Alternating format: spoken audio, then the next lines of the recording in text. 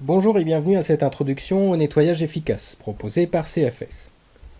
Pour ce troisième module, nous allons nous intéresser aux 7 étapes du nettoyage à sec.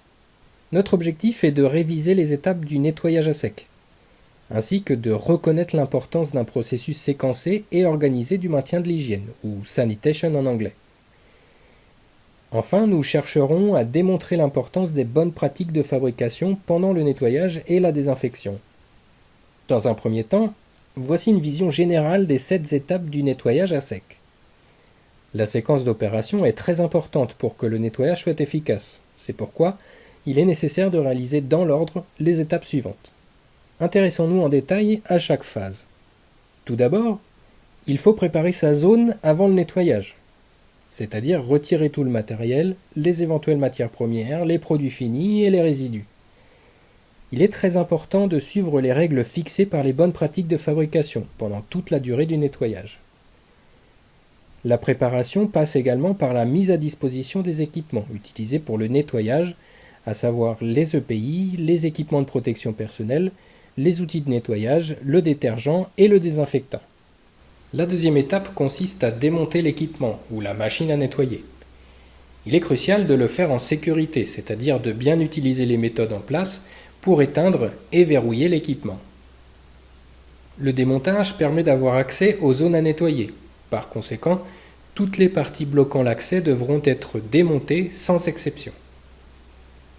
Bien entendu, le démontage des équipements doit se faire en suivant scrupuleusement la procédure SSOP prévue à cet effet. On pourra profiter du démontage pour réaliser une inspection visant à vérifier l'état des équipements. S'ils présentent des dommages, il faudra le documenter et le communiquer au responsable de la maintenance, par exemple. L'objectif de cette étape numéro 3 est d'éliminer la majeure partie des résidus, soit au moins 90%. Ce nettoyage à sec doit se faire du haut vers le bas pour éviter la contamination croisée. Aussi, et comme dit lors des modules précédents, il faudra utiliser les outils de la couleur qui a été prévue pour la zone à nettoyer, tant pour les zones en contact avec le produit que celles qui ne le sont pas. Avant de passer à la phase suivante, pensez à jeter les résidus d'aliments.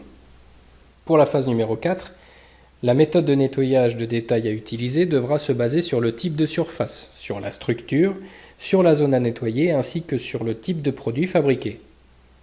Par exemple, on pourrait utiliser l'aspiration, la vapeur sèche, des lingettes jetables imprégnées d'une solution alcoolique, entre autres. Dans certains cas, on pourra utiliser l'air comprimé, même s'il est important d'avoir conscience que l'air comprimé ne fait que déplacer les résidus. Il faudra donc faire attention à la contamination croisée. C'est également lors de la phase 4 que nous devons procéder à nettoyer les sols. Là encore, on pourra utiliser des méthodes comme l'aspiration ou la vapeur à sec, ou encore en ajoutant un peu d'eau de manière contrôlée à l'aide d'une serpillière ou d'un seau. De même pour les drains, s'ils sont présents, il faudra utiliser les outils dédiés d'une couleur différente ainsi que des équipements de protection individuelle spécifiques. Avant de passer à la phase suivante, il est important de nettoyer et désinfecter tous les outils et changer les EPI pour éviter la contamination croisée. Avant de libérer l'équipement ou la ligne pour l'inspection préopératoire, il est nécessaire de réaliser une auto-inspection. C'est la phase numéro 5 de notre processus de nettoyage. Pour cela, vous pouvez utiliser des outils d'inspection efficaces, comme des lampes torches par exemple, ainsi qu'une checklist des points à vérifier. Ne pas oublier enfin, de même que pour les équipements, d'inspecter toute la zone environnante. Si lors de l'inspection nous détectons que le nettoyage n'a pas été efficace, il sera nécessaire de recommencer les activités depuis la phase 1. N'oubliez pas de documenter cet événement dans la checklist. Passons maintenant à la 6e étape de nettoyage après lavage et d'inspection préopératoire. Pendant cette phase, la personne responsable de l'inspection doit suivre les règles de bonne pratique de fabrication pour protéger l'équipement et ne pas introduire d'éventuels agents contaminants. Cette personne devra recevoir l'entraînement adéquat pour savoir où et comment inspecter. Il devra de même utiliser des outils appropriés d'inspection, comme une lampe torche ou un miroir d'acier poli, et devra se munir d'une checklist des points à vérifier. Durant cette phase d'inspection préopératoire, nous pouvons également utiliser des outils de vérification un peu plus complexes, comme l'ATP par exemple, de contrôle de présence d'allergènes. Enfin, comme pour la phase précédente, si nous détectons que le nettoyage n'a pas été efficace, il sera nécessaire de recommencer le processus et de documenter cette non-conformité sur la checklist de vérification. La dernière étape consiste à désinfecter et remonter l'équipement. En se basant sur le type d'équipement ou la surface à traiter, il faudra choisir la méthode de désinfection la plus appropriée. Après désinfection de l'équipement, pensez à désinfecter également les sols et les murs. Une fois ceci terminé, nous pouvons remonter l'équipement et, en cas de contamination, recommencer à désinfecter.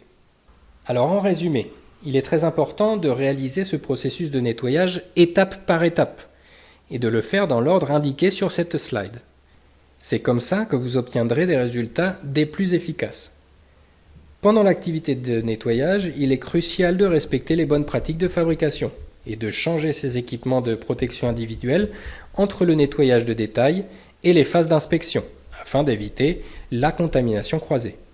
Voilà, le module 3 est terminé. Merci à tous pour votre écoute. Nous espérons que vous pourrez mettre en application ce que vous avez appris aujourd'hui.